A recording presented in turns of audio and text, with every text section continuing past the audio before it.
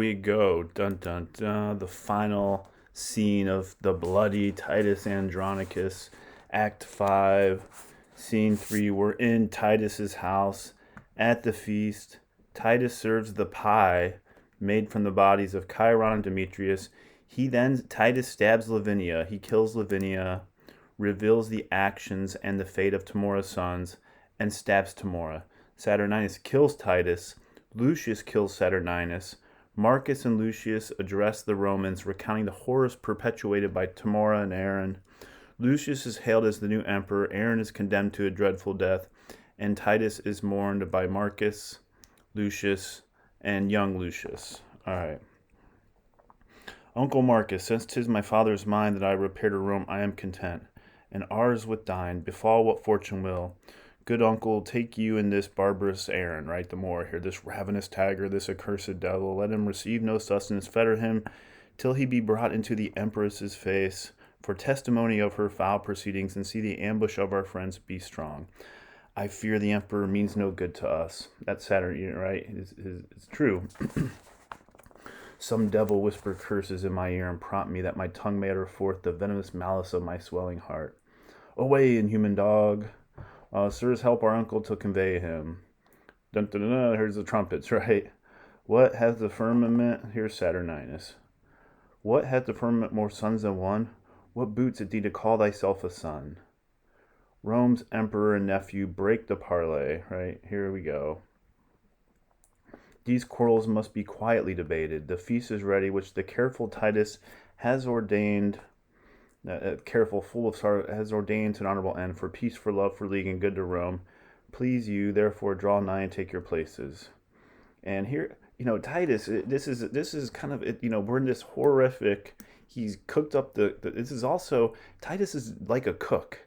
What's Titus, this great warrior, doing cooking this feast, right? He's dressed like a cook, placing the dishes, right? Young Lucius and others, Lavinia with a veil over her face. Titus, welcome, my lord, welcome, dread queen, welcome, ye warlike Goths, welcome, Lucius, and welcome all the cheer be poured. 'Twill fill your stomachs, please eat of it. Here's the pie. Why art thou attired, Andronicus? Titus is dressed like a chef here. Because I would be sure to have all well to entertain your highness and your empress. We are beholding to you, good Andronicus. And if your Titus here, and if your highness knew my heart, you were, right? If you knew, my lord the emperor resolved me this. Was well done to rash Virginius to and here's the moment, right? This is such a horrific moment here. Was it well done to rash Virginius to slay his daughter with his own right hand because she was enforced, stained, and deflowered? It was, Andronicus. Your reason, mighty lord? Because the girl should not survive her shame. So Lavinia has been shamed because of her rape, right? And by her presence still renew her sorrows. A reason mighty strong and effectual, a pattern precedent and lively warrant. For me most wretched to perform the like. Die, Lavinia, and thy shame with thee, and with thy shame thy father's sorrow die. He kills Lavinia. So Titus kills his own daughter here. We open the beginning with him killing his own son, Mucius, and now he kills Lavinia, right? Just this symbol of wretched shame. Lavinia is just this horrific fate for her. And they're like, what have you done? What hast thou done, unnatural and kind? Killed her, for whom my tears have made me blind. There's those tears again, right? I am as woeful as Virginius was, and have 1,000 times more cause than he to do this outrage, and now it is done. What, was she ravished? Tell who did the deed. Will please that you eat. Eat. Will please that your highness feed. Why hast thou slain thine only daughter thus? Not I. 'Twas Chiron and Demetrius that ravished her and cut away her tongue. So here's Titus telling him what happened. And 'twas they that did her all this wrong. Go fetch them hither to us presently. Bring them. Why, they are here. Here's Titus. Both baked in this pie, whereof their mother daintily hath fed, eating the flesh that she herself hath bred. 'Tis true, witness my knife's sharp point, and Titus here stabs Timora. Die, frantic wretch, for this accursed deed. Saturninus kills Titus. Can the son's eyes behold his father bleed? There's meed for me, death for deadly deed. And here Lucius kills Saturninus and the great tumult break out, right? Right here. It's all going crazy. You sad-faced men, people and sons of Rome, by uproar severed as a flight of fowl, scattered by winds and high tempestuous gusts, oh, let me teach you how to knit again this scattered corn in one mutual sheaf, these broken limbs again into one body. Here's the Roman. Let Rome herself be bane into herself, and she whom mighty kingdoms curtsy to like a forlorn and desperate castaway, do shameful execution on herself. But if my frosty signs and chaps of age, get grave witness of true experience, cannot induce you to attend my words to Lucius. Speak, Rome's dear friend, and erst our ancestor, when with his solemn tongue he did discourse, to lovesick Dido's sad attending ear, the story of that baleful burning night when subtle Greeks surprised King Priam's Troy. Tell us what Sinon has bewitched our ears, or who hath brought the fatal engine that gives our Troy, our Rome, the civil wound. My heart is not compact, nor flint or steel, nor can I utter all our bitter grief, but flood of tears will drown my oratory and break my utterance, even in a time when it should move you to attend me most, and force you to commiseration. Here's Rome's young captain. Let him tell the tale while I stand by and weep to hear him speak. Here's everything that Lucius is given the recap of everything that happened. Here's the play. Then, gracious auditory, be it known to you that Chiron and the damned Demetrius were they that murdered our emperor's brother Bassianus, and they it were that ravished, raped our sister Lavinia. For they fell false, our brothers were beheaded, our father's tears despised, and basely cozened, cheated. Of that true hand, his hand was cut off, that fought Rome's quarrel out, and sent her enemies unto the grave. Lastly, myself unkindly banished, the gates shut on me, and turned weeping out, to beg relief among Rome's enemies, who drowned their enmity in my true tears, and opened their arms to embrace me as a friend. I am the turned forth. Be it known to you that have preserved her welfare in my blood, and from her bosom took the enemy's point, sheathing the steel in my adventurous body. Alas, I am no vaunter here, braggart, right? I my scars can witness, dumb although they are, that my report is just and full of truth. But soft, methinks, I do digress too much, citing my worthless praise. Oh, pardon me, for when no friends are by, men praise themselves.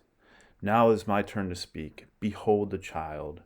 Of this was Tamaror delivered, the issue of an irreligious war, chief architect and plotter of these woes. The villain is alive in Titus' house, and he is to witness this is true.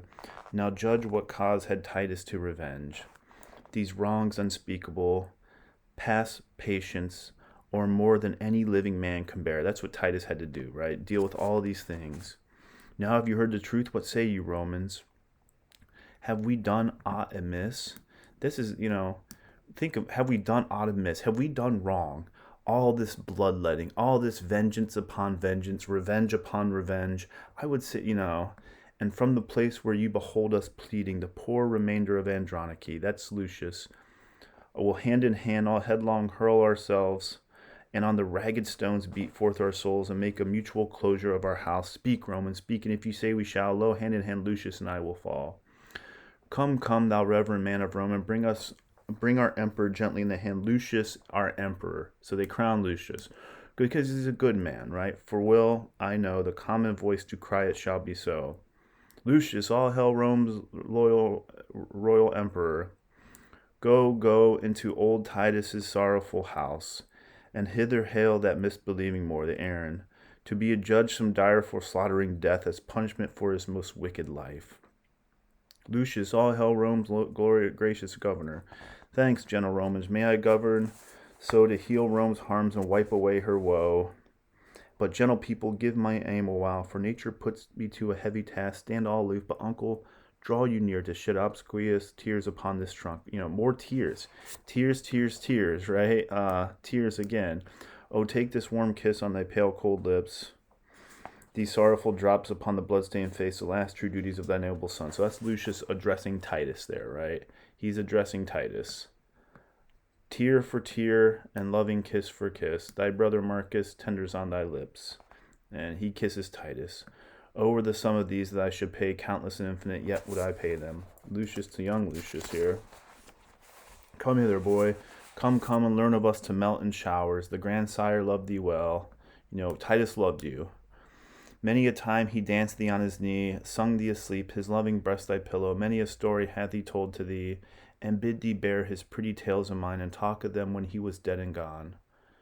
Talk of these tales. Remember Titus. Remember your grandfather.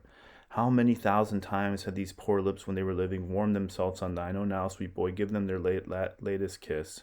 Kiss your grandfather Titus. Bid him farewell. Commit him to the grave. Do them that kindness, and take leave of them. O grandsire, grandsire, with all my heart would I were dead, so that you did live again. O Lord, I cannot speak to him for weeping. My tears will choke me if I open my mouth. Here comes Aaron. You sad Andronicus, have done with woes, give sentence to this execrable wretch that hath the reader of these dire events. Here's Aaron, right? Here's what they're doing to Aaron. Sit him breast deep in earth, and famish him, starve him. There let him stand and rave and cry for food. If anyone relieves or pities him for the offense, he dies. This is our doom. This is our sentence. Some stay to see him fastened in the earth. Here's Aaron, right? Ah, why should wrath be mute and fury dumb? I am no baby. I, that with base prayers I should repent the evils I have done. 10,000 worse than ever yet I did, would I perform, if I might have my will. If one good deed in all my life I did, I do repent it from my very soul. There's Aaron's last words. And here's the final words of the play. You remember in Shakespeare, whomever is in charge, who's the king, who's the emperor, gets the final word. Some loving friends convey. The end of this speech, though, is a little strange. The end of this here, and we'll look at it. Some loving friends convey the emperor hence, and give him burial in his father's grave. My father and Lavinia shall forthwith be closed in our household's monument. As for that ravenous tagger Tamora, here's what happens to Tamora. No funeral rite, nor man in mourning weed, no mourning dress. No mournful bell shall ring her burial, but throw her forth to beasts and birds to prey. Kill her and throw her to the beasts and birds of prey. Her life was beastly and devoid of pity. And being dead, let birds on her take pity. And that's the end. Lucius in charge. It ends in blood. Such strange ending to, the two end words for the final two lines. Pity. Pity. A play really devoid of pity in any guise other than Aaron with his newborn son, right? But everything else, there was really no pity throughout this play.